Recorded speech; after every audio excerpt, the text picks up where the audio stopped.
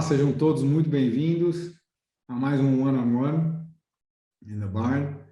Hoje eu tenho o privilégio de receber uma pessoa e quero até começar agradecendo, porque é uma pessoa que tem me ajudado pessoalmente muito, principalmente nessa última guinada que a gente fez na Barn, né, para focar em duas indústrias que já eram indústrias que a gente pensava de fato em focar, mas nas diversas conversas que a gente teve, você só me estimulou a tomar essa decisão e sou muito agradecido a isso. Então, hoje eu tenho o prazer aqui, o privilégio de receber um formador de opinião num tema tão importante, né, que é o ESG.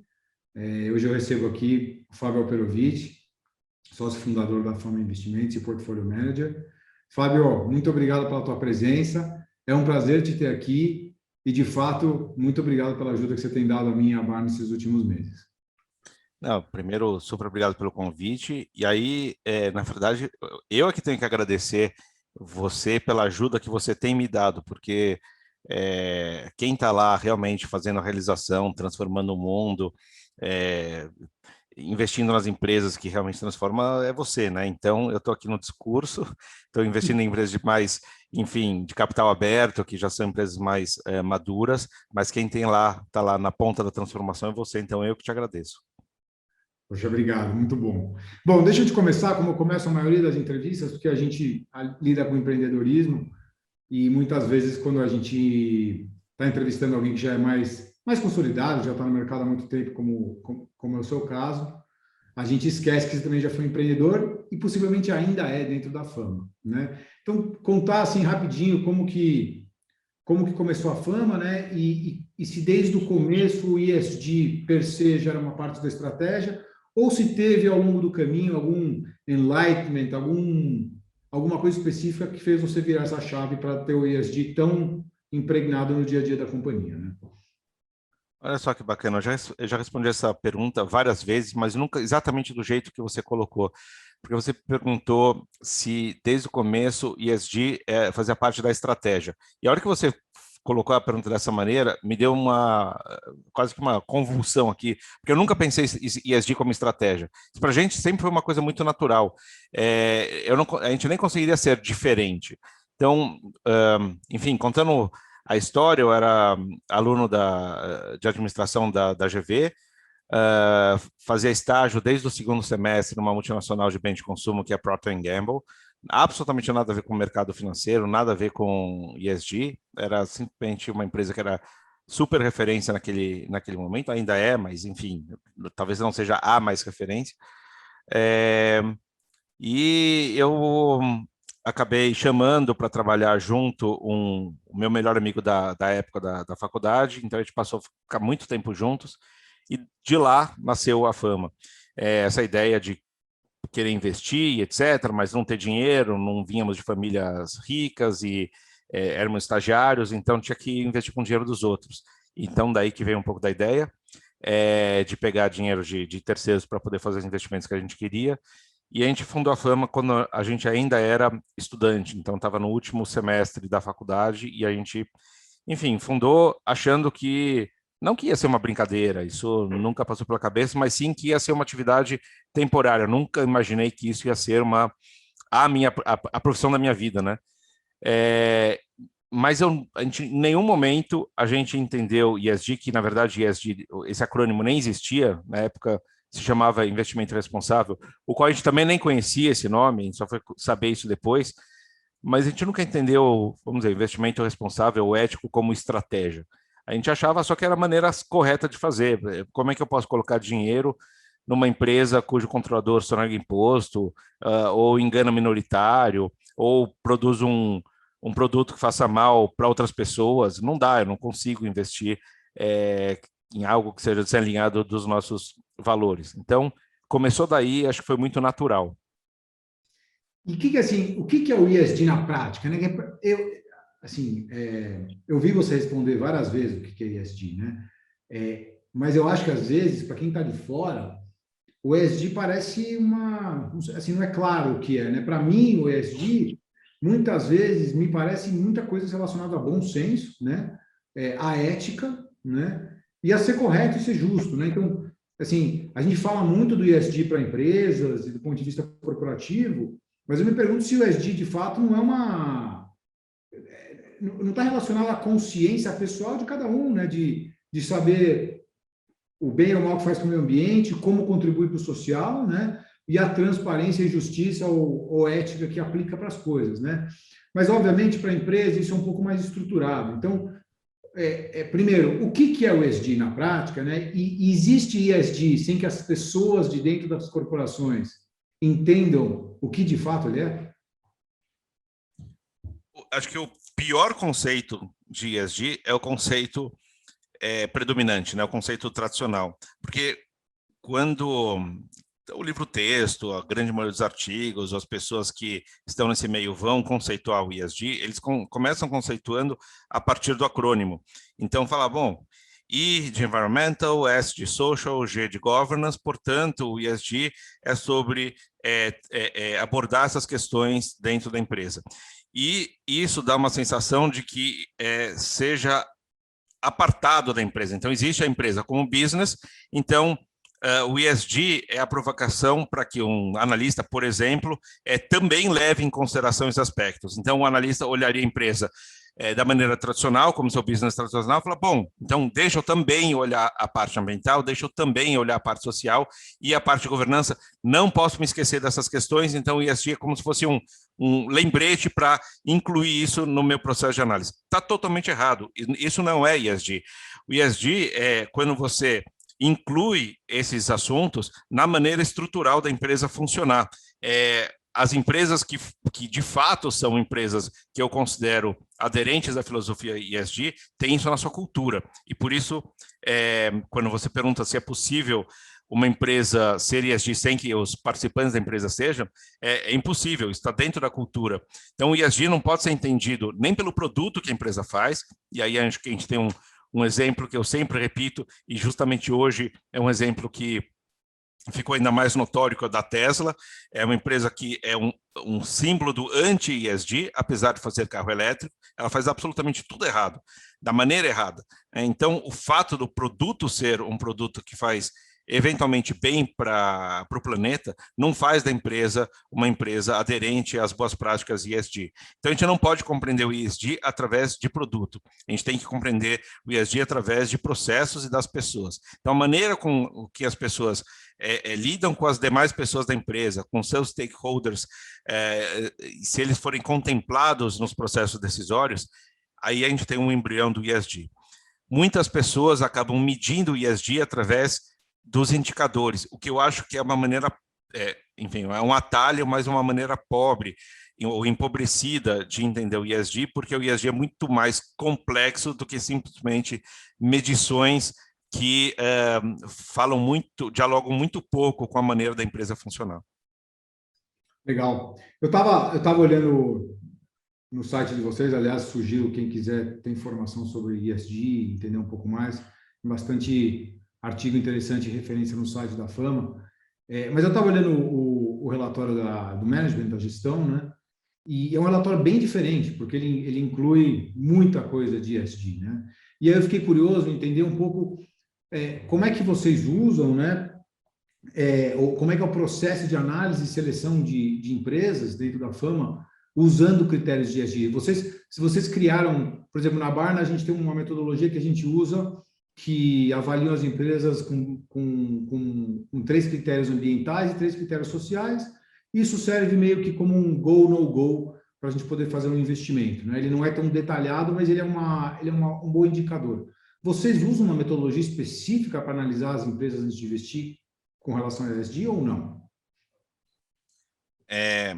Eu não sei se a sua pergunta sobre metodologia tem a ver com se ela se assemelha a processo. O nosso processo é um processo muito detalhado. A metodologia não necessariamente. A metodologia é quase como se fosse uma alfaiataria, porque cada empresa acaba se desenrolando de uma maneira diferente. Então, a gente precisa ter uma visão de stakeholder. Isso para a gente é fundamental. Eu não consigo ter uma opinião sobre uma empresa a partir dela mesma, ainda que eu fale com o top management da empresa. Aliás, falar com o top management da empresa é exatamente aquilo que a gente não gosta de fazer, porque aquilo te dá uma falsa sensação do que seja a empresa em sua essência. Então, para ter uma visão stakeholder, a gente primeiro precisa entender quem são os stakeholders. E é óbvio que você tem os stakeholders tradicionais, que são fornecedores, clientes, colaboradores, mas a gente tenta ver isso de uma maneira ampliada e para cada empresa a gente procura conversar com os diferentes stakeholders e entender como que a empresa interage com eles. E esse processo, para a gente, é fundamental. E ele não necessariamente ele é replicável, porque, enfim, tem algumas questões de acesso, etc. E acho que cada empresa a gente vai olhando, enfim, questões um pouco diferentes.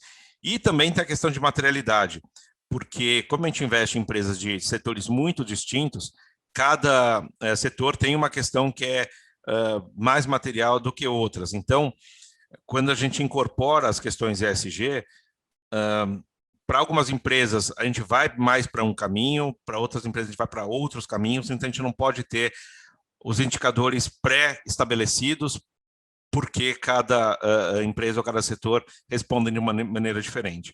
E no final das contas, o ESG ele é bastante complexo, ele é pouco binário. Então é muito normal achar contradições. Então empresas que às vezes são super desenvolvidas do lado ambiental e não tão desenvolvidas do lado social, ou dentro do lado ambiental são super desenvolvidas em, por exemplo, gestão de resíduos, mas tem muito a melhorar com água e outras questões. Então, é muito difícil você falar essa é ou essa não é. Então, essa binaridade, a gente tenta fugir disso e, ao fugir da binaridade, claramente a gente vai ter que aceitar. Empresas estão em estágios diferentes para questões diferentes. O único ponto que para a gente é binário é ética. Então, em questões éticas, aí não tem meio termo. Ou é ou não é. Não existe meia ética. Então, se a empresa for brilhante do ponto de vista de performance financeira e tiverem várias vantagens competitivas, etc., mas não tiver ética, está fora, não nos interessa. Os outros assuntos, eles são aceitáveis que a empresa ainda esteja em desenvolvimento. Inclusive, a gente ajuda as companhias a se desenvolverem. E a gente tem plena noção que a perfeição é muito difícil ou impossível de ser atingida. Boa.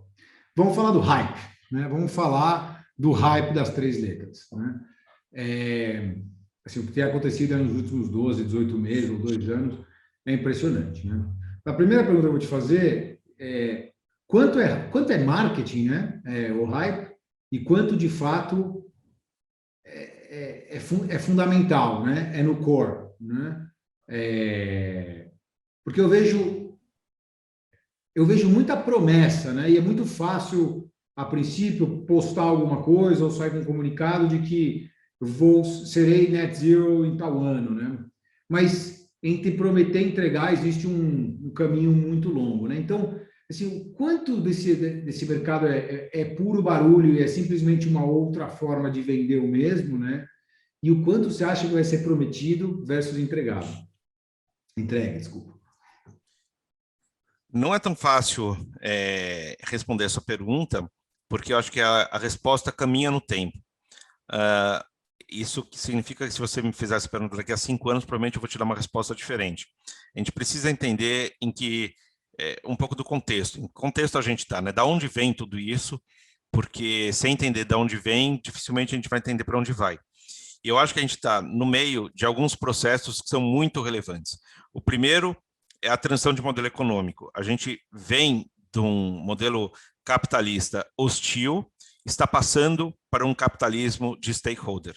E esse capitalismo de stakeholder, que tem tudo a ver com o ESG, ele tem tomado cada vez mais espaço, mas, de novo, isso é um processo, uma mudança de sistema econômico, demora décadas, né? Então, a gente está no meio desse processo, talvez na última década em fase de aceleração, mas como é um processo, significa que instituições que são centenárias, ou às vezes instituições que têm muitas décadas, a transformação geralmente é lenta, mas ela está acontecendo. Então, você vê muita contradição dentro da própria instituição, às vezes muitas instituições dentro da instituição, mas enfim. Então, acho que é um processo que caminha, que é relevante. Então, isso ajuda nessa agenda de transformação. O segundo processo é a mudança geracional, que também está em curso. A gente tem uma geração, a geração Z, que é muito mais ligada, que dialoga bastante com os valores do ESG, e essa geração, ela ainda tem pouco poder discricionário de consumo e ainda não está em posições de liderança nas companhias. Mas à medida que o tempo passa, essa geração, enfim, vai estar em políticas públicas, vai estar analisando empresas, vai estar consumindo da maneira que ela entende que deve ser consumido, que é diferente da maneira que a minha geração, por exemplo, consome, vai estar investindo de uma maneira diferente. Então, a gente vê também a aceleração aí. E um terceiro processo que a gente passa que não nem diria que é um processo, é um momento, que algumas urgências, e acho que a mais emblemática é a questão da urgência climática, mas não é a única, e que por muito tempo a sociedade, não só brasileira, especialmente brasileira, mas muitas, não fizeram nada, né? Então, apesar de vários alertas dos cientistas, há 40 anos, há 30 anos que a gente ia implodir, todo mundo empurrou com a barriga até chegar num ponto muito crítico, que é o ponto que a gente atravessa agora. Então, a consciência de que a gente está em um ponto crítico gera um monte de pressão de mudança de todos os lados, de governos, de corporações, de sociedade civil e etc. E a questão clima não é a única urgência, né? A gente tem urgência em desigualdade social, a gente tem urgência em inequidade racial e etc. Então, só isso para te dizer o seguinte, a gente está no momento de transformação legítima, porque a gente está mudando o sistema econômico, está mudando geração e tem muita pressão para as coisas acontecerem. Ao mesmo tempo, pelo fato de muito dinheiro estar caminhando nesse sentido, tem muito greenwashing, né? Não só green, mas social washing, ESG washing, black washing, pink washing, todo mundo. Muita gente querendo realmente tirar proveito da situação, vendendo uma imagem que não necessariamente tem. E tem uma outra categoria de pessoas, ou quando eu falo pessoas, pode ser físicas ou jurídicas, que a questão não é nem a washing, né, de querer enganar, é de simplesmente não saber fazer ou achar que sabe. Então, muitas vezes, vou dar um exemplo hipotético, uma marca de roupas lança um tênis fabricado a partir de plástico coletado do mar. Super bacana, claro que é legal, mas aquilo representa 0,2% da receita, isso não é sustentabilidade, né? Ou essa mesma marca se tornando carbono neutro, fala, poxa, super legal ser carbono neutro, mas carbono não é relevante para você. Então, tem empresas que estão tentando fazer o certo, mas elas não sabem elas ainda não tiveram a reflexão do que de fato é material. Então, eu não posso dizer que essas empresas estejam fazendo washing, elas só estão remando para a direção errada e precisam de uma ajuda para remarem na direção certa. Então, tem um emaranhado de coisas acontecendo ao mesmo tempo e é difícil separar quanto é o quê, mas eu vejo ainda, infelizmente, muita promessa vaga. Talvez o greenwashing, obviamente não é uma coisa boa, está meio que maquiando as coisas, né? Mas talvez gere mais consciência nas pessoas, para que, como você mesmo falou, daqui a alguns anos, talvez a curva de aceleração de adoção de critérios de ESG seja muito mais rápida do que a gente esperava, até porque teve um barulho que, por mais que seja greenwashing, se ajuste no tempo, né? Ou não, ou vira tudo um greenwashing mesmo e a gente perdeu mais uma oportunidade. Eu acho que eu não acredito nessa, acho que acredito que, por mais que o greenwashing seja ruim, tem um pouco do que você falou, né? Às vezes ele é ruim porque a empresa ou a pessoa não acertou o caminho, né? Talvez não seja tão óbvio para todo mundo, né? Então, não sei se você vê assim também, ou você acha que o greenwashing é ruim, ponto final? Eu acho que a gente não tem tempo, esse é o ponto, né? A gente não tem tempo em várias questões. Então, não dá mais para empurrar com a barriga e procrastinar e errar. Num processo normal, o greenwashing não seria um problema, porque sempre vai ser um problema, mas não seria um problema tão grave, porque em algum momento a máscara cai, as pessoas passam a entender que aquela empresa não estava, enfim, falando verdade, eu estava exagerando, eu estava colocando coisas para baixo do tapete, etc. e tal, mas essa é uma questão que leva tempo.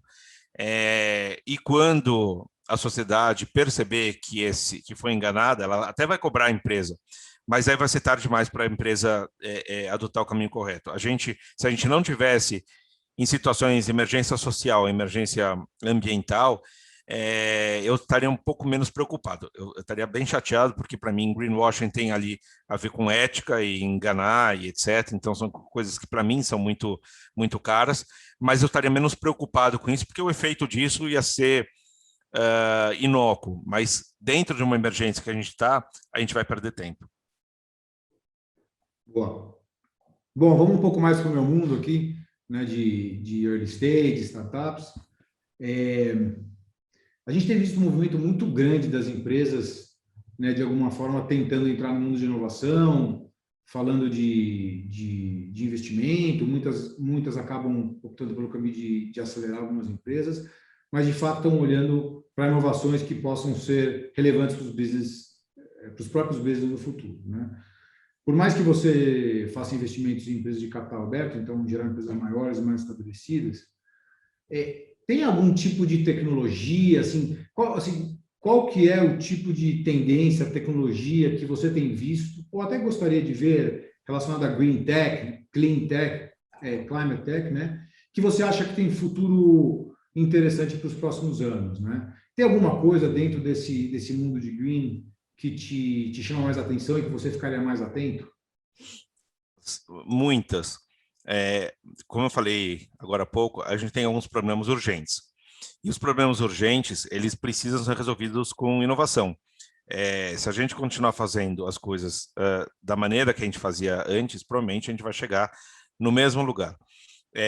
Então, enfim, para o estímulo de inovação, eu acho ótimo que essa indústria esteja com o dinamismo que ela tem hoje.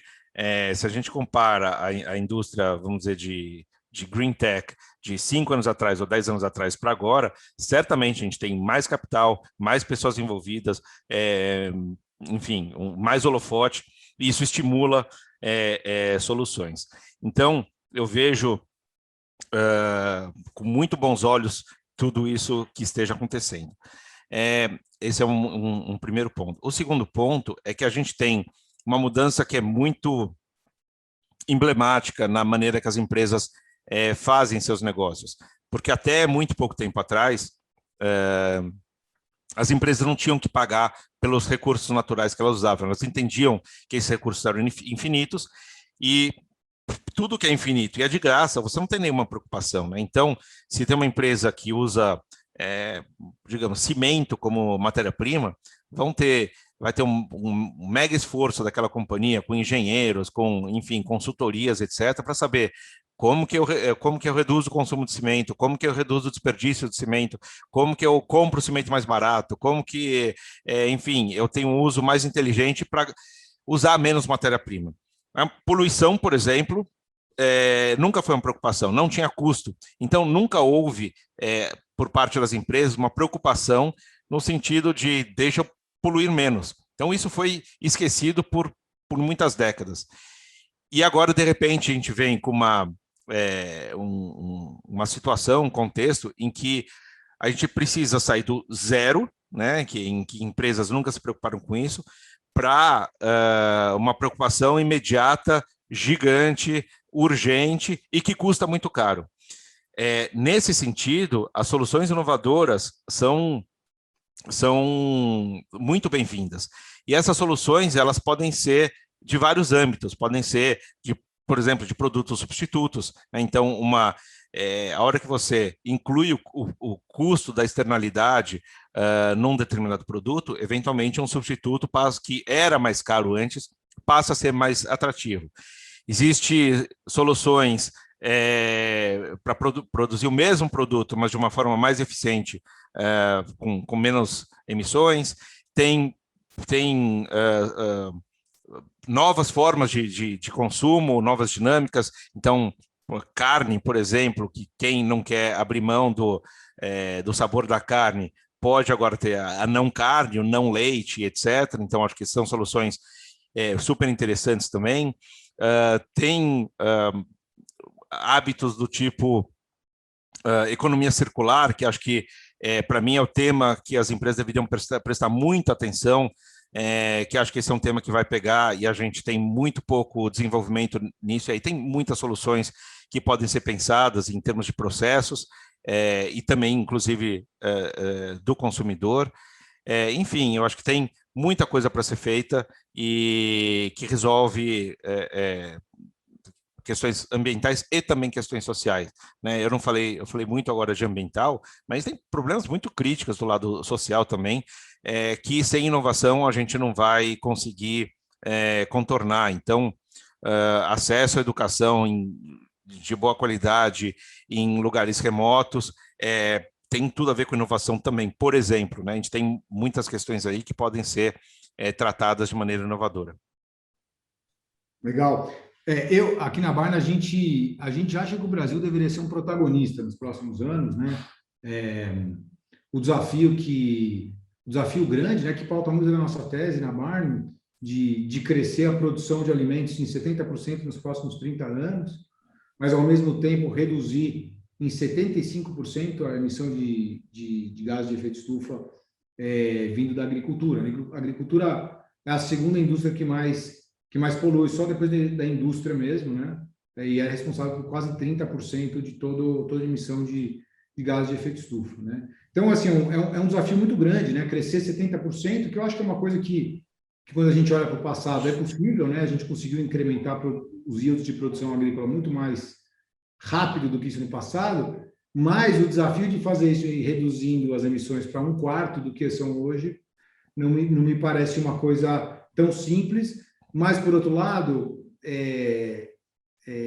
me parece que o Brasil é o lugar certo para estar, né? Desse crescimento de produção, 40% tem que vir do Brasil, né? Então, o Brasil vai ser o grande alimentador do mundo e tem que fazer isso de uma forma inovadora, né? Você mencionou a parte aí de carne, assim, livestock, né? A criação de livestock de proteína animal representa quase 50% do total das emissões do agronegócio. Então, assim, você acha que a gente vai conseguir ser protagonista aqui? Porque a gente está com a faca e o queijo na mão, né? Assim, o Brasil, de novo, é o grande produtor, está sentado num monte de carbono, captura carbono, está lotado de recursos naturais, tem vantagens competitivas e, como você mesmo falou, tem muita ineficiência, né? Então, é um prato cheio para inovação, né? Você acha que a gente vai conseguir, dessa vez, aproveitar, né, mais essa chance que o país tem para liderar essa frente? Então, além de tudo isso que você colocou, que eu concordo integralmente, acho que tem um componente adicional que a gente tem que, de uma vez por todas, entender que a sustentabilidade ela é regional, ela não é global. Então, as questões brasileiras são brasileiras. A gente tem o nosso solo aqui, o nosso clima aqui, as nossas particularidades das culturas aqui, a maneira que o nosso agricultor faz, enfim, que não cabe na Alemanha ou no Japão, quem quer que seja, ou mesmo nos Estados Unidos. Então, as soluções vão ter que partir daqui para os problemas daqui. A gente não vai conseguir importar a solução.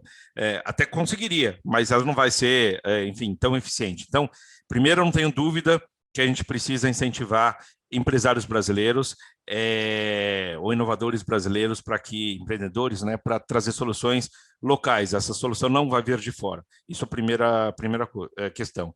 A segunda é que é um mercado gigante. O Brasil é um produtor, enfim, de muitos produtos distintos, mas em muita larga escala. Então, esses empreendedores serão altamente recompensados, porque soluções inovadoras bem feitas têm um mercado gigantesco para eles. O terceiro ponto que eu acho que é relevante é sobre perder ou não oportunidade. Eu acho que tem aqui uma questão que é uma questão totalmente da iniciativa privada e não depende de governo, né? Então, tem ali soluções que são muito dependentes de governo, como, por exemplo, a regulação do mercado de carbono. Obviamente, o mercado voluntário de carbono ele pode se desenvolver, inclusive tem soluções inovadoras ali em vários pontos da cadeia, tem tokenização de carbono, está surgindo tecnologia para certificação de área florestal, tudo isso é muito legal. Mas quando a gente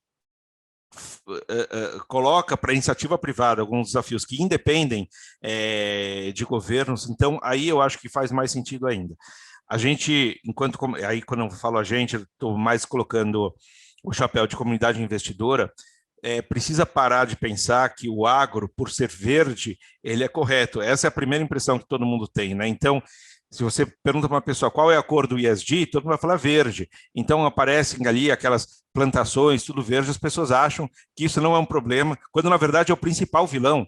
A grande maioria, por exemplo, das emissões de CO2 vem de uso de terra, vem de desmatamento, vem de, enfim, e olha quantas soluções a gente pode vir daí. Agricultura, uso de defensivos agrícolas, máquinas agrícolas, enfim, tem bastante coisa para ser feita. Concordo com você que assim é um prato cheio para inovação. Boa, que bom. A gente tá super entusiasmado e dá para ver até pelo nome da Barn, né? Então já nasce na essência. Mas não tem greenwashing aqui. Só o logo que é green. Tá. Eu vi que assim, no site de vocês vocês falam que 80% da base de investidores da Fama é de estrangeiros, né? Você vê isso, primeiro, Fábio, você vê isso mudando, né? Até pelo valor que eu acho que o Brasil tem nessa questão de ESG. Ou você acha que o investidor brasileiro ainda ele segue um efeito meio manada, né? Ele vai começar a se movimentar para investir com critérios talvez um pouco diferentes do que ele está acostumado, a hora que o mainstream fizer isso, né? O que explica hoje você ter 80% da base dos seus investidores lá de fora e 20% aqui local? Eu vou tentar responder essa questão não a partir da Fama, porque senão a gente pode falar que seria um casuísmo, né? Então, pode ser que a gente tenha uma característica, talvez o nosso sotaque em inglês seja mais interessante, sei lá, mas vamos pensar de uma maneira mais estrutural de país. Eu tenho 30 anos de mercado, quase 30, eu nunca vi um assunto que esteve que repercutiu tanto quanto o ESG nos últimos 2 anos. Teve muita mídia espontânea de todas as frentes. Você está lançando um produto, mídia, webinar, enfim, bancos. Quase todos os atores trouxeram esse assunto à tona nos últimos 2 anos de uma maneira muito intensa. Então, a comunidade investidora, né, seja pessoas físicas, institucionais, family office, etc., foram impactados absolutamente todos os dias com notícias sobre ESG. Não tem um dia que você abre o jornal mainstream e não tem algo sobre ESG. Isso não era assim há 2 anos atrás. Então, nem sei se é possível fazer esse cálculo, um publicitário fazer esse cálculo de quanto que isso representa do ponto de vista de valor de mídia espontânea. Apesar de toda essa mídia, apesar de muitas assets terem lançado produto, apesar de terem vários bancos que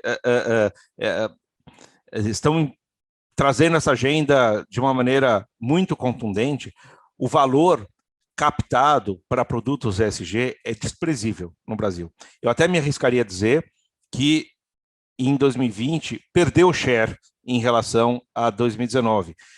O que seria até contraintuitivo, mas sim teve captação nos produtos ESG, mas nos produtos tradicionais teve muito mais. Então, se a gente olha do ponto de vista percentual, eu não fiz essa conta, mas eu posso apostar que o ESG perdeu share no ano passado versus outros tipos de ativo. Poxa, então a gente tem que pensar o que está acontecendo, né? Com todo esse esforço de gestores, de bancos, de mídia, etc. e tal, por que o brasileiro ainda não investiu em ESG? E a resposta que eu tenho, que é uma hipótese, não é um fato, mas a hipótese é que o brasileiro, em geral, não era muito impactado por essas questões ESG até então. Então, direitos humanos e meio ambiente não era assunto corriqueiro do mundo corporativo e muito menos do mercado financeiro.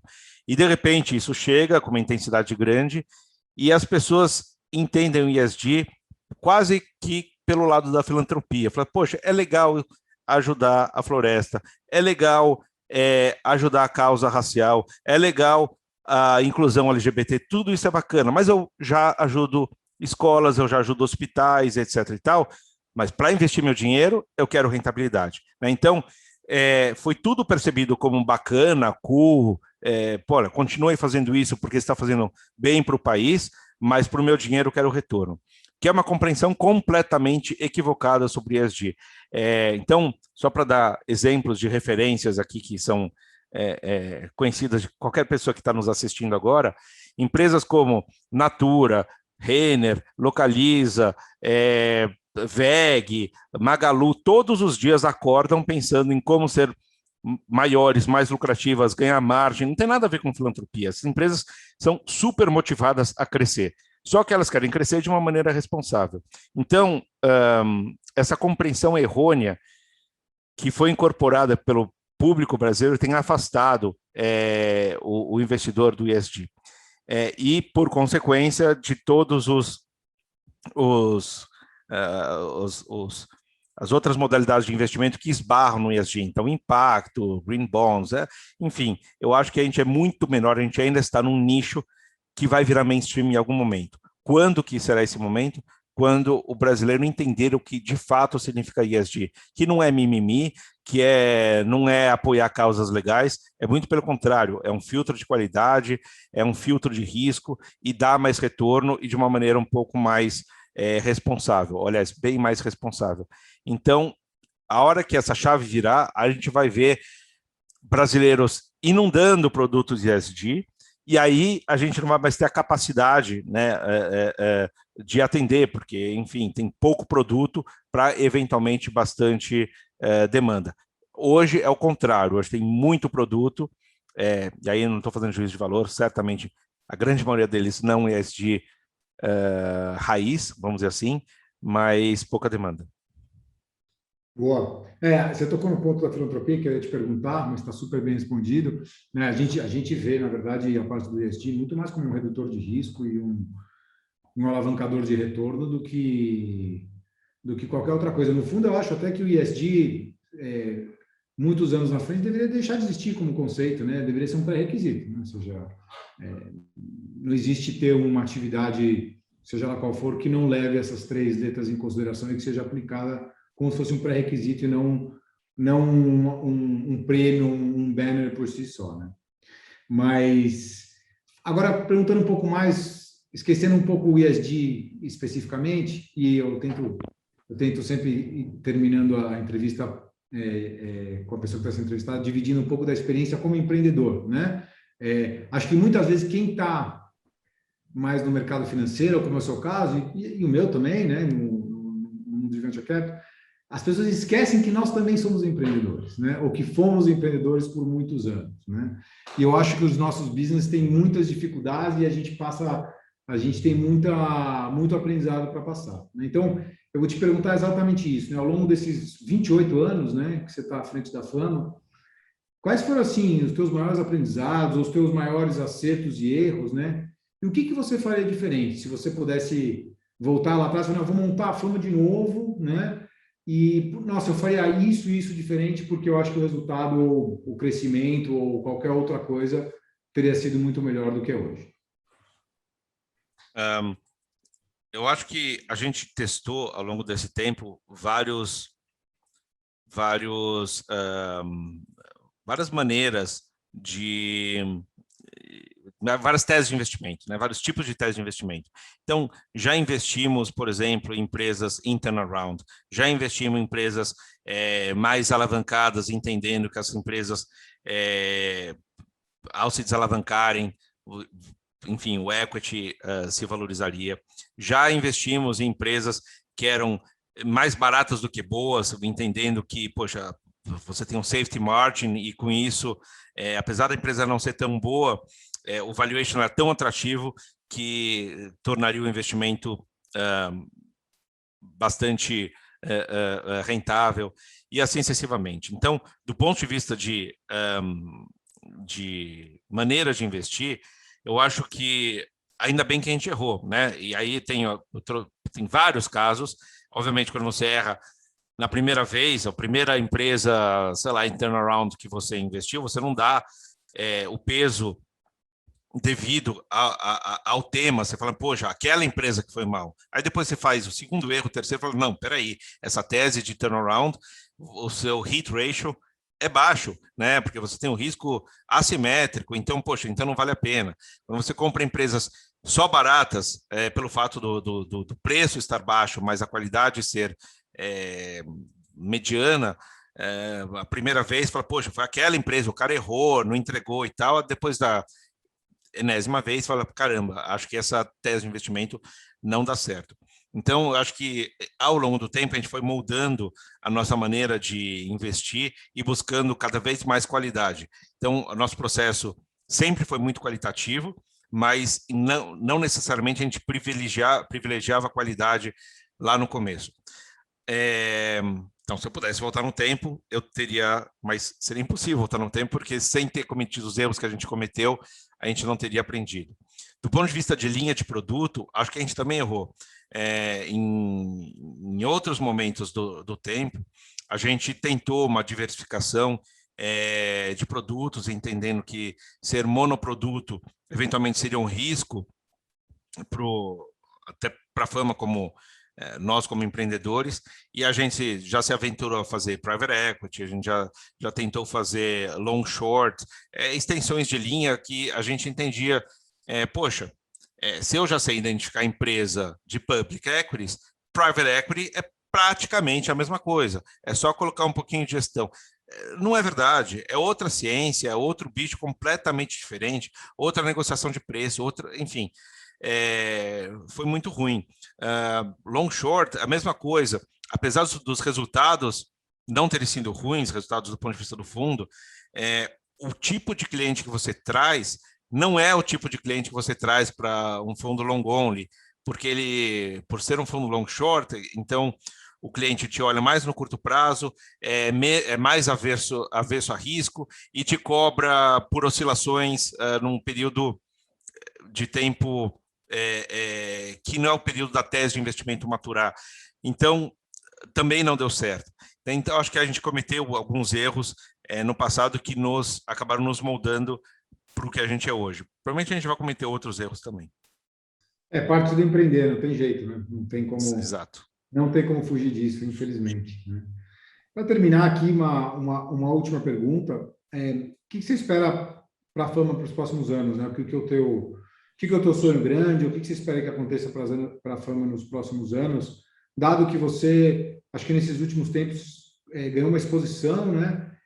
Assume uma posição de liderança nessa questão de ESG e é crítico, né? Fiscaliza, é crítico. Eu acho que tem um valor tremendo, né? Tem um custo alto também, né? Em se fazer isso. Mas tem que ter bastante coragem para fazer. E eu particularmente acho que, por mais polêmico que pode ser, é sempre importante se posicionar. De uma forma ou de outra, vai sempre ter alguém que vai entender o seu discurso e entender se você está fazendo uma coisa certa, que tem pé e cabeça. Né? Então, eu acredito muito nesse posicionamento que você assumiu, Fábio, por mais duro que possa ser em alguns momentos. Né? Qual é a tua visão grande para a Fama aí para os próximos anos? Até pegando um pouco de carona no espírito SG, ao contrário da crença normal do mercado financeiro, que é muito competitivo, o SG é muito colaborativo. E a gente tem que pensar dessa forma. Eu não vou conseguir nada, absolutamente nada, sozinho. Nem as mudanças que eu quero na empresa, nas empresas onde a gente investe, nem na agenda ESG do Brasil como um todo. Sozinho eu não vou conseguir nada. Então, quando você me coloca nessa posição de um expoente crítico, etc. E tal, é um papel que eu não gostaria de assumir, ou pelo menos estar sozinho. Então, meu sonho grande é ter muita companhia, né? Eu não quero ser um porta-voz do SG, nem acredito nisso. Eu gostaria que tivessem N, né? Então, em todas as empresas que a gente investe, tem algumas que têm algumas necessidades em maior grau, outras em menor grau. Poxa, como que eu vou conseguir mudança na empresa se eu estiver falando sozinho com uma companhia? Então, seria muito mais bacana que tivessem outros investidores que estivessem puxando essa agenda também, não só dentro das empresas, mas do ponto de vista regulatório, e que cada vez mais essas questões de ética fossem levadas em consideração. e fossem precificadas também. Então, o mercado acho que só teria a ganhar então eu torço para que esse ambiente ESG seja mais vocal e populoso.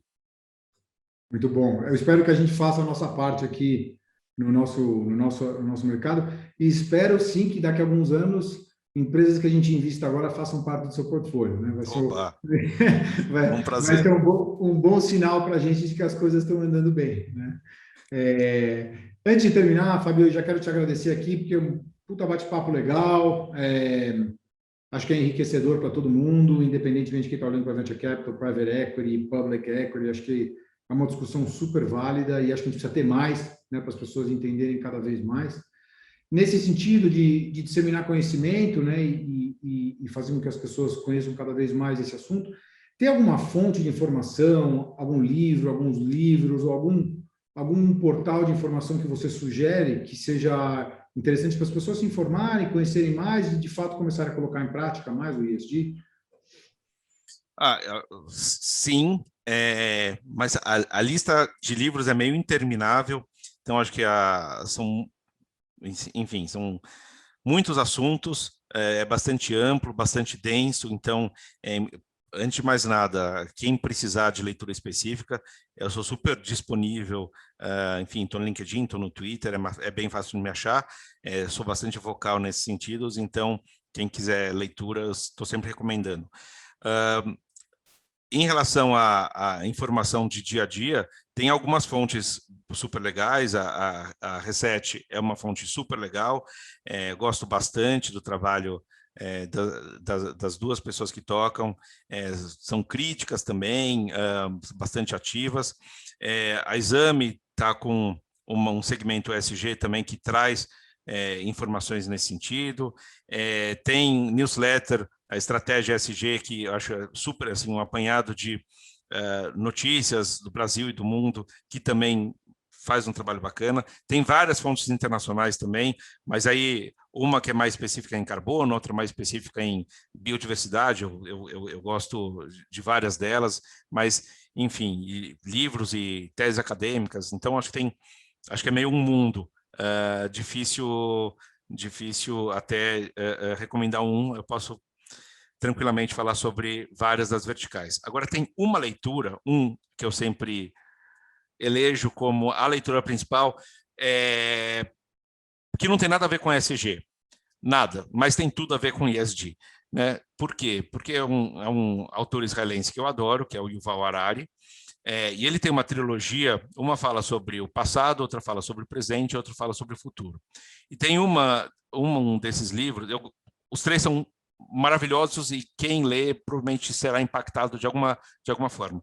Mas tem o último livro dele, chama 21 lições para o século XXI. Então ele é dividido em 21 capítulos e cada um desses capítulos traz reflexões. Então você pode ler na ordem que você quiser, ele não é um livro de continuidade, mas em quase todos os capítulos, acho que em todos, traz reflexões sobre como a sociedade será neste século que a gente acaba de entrar.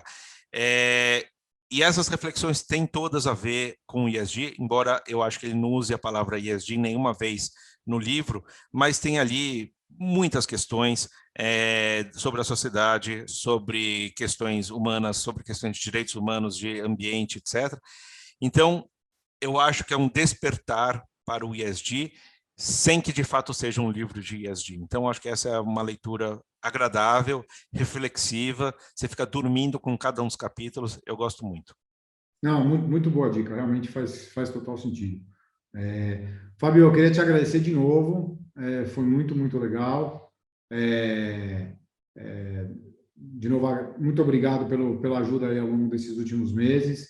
A gente é um admirador aqui, a gente admira e reconhece a coragem de quem lidera movimentos e serve muitas vezes de escudo. Então, muito obrigado pelo teu tempo hoje, Fábio. Para você, desejo muito, muito mais sucesso para os próximos anos e que a fama seja, não vou falar maior, mas ainda melhor nos próximos anos, com muito ESG na cabeça. Obrigado. Valeu, muito obrigado pelo convite, é um prazer estar aqui com vocês. Sucesso!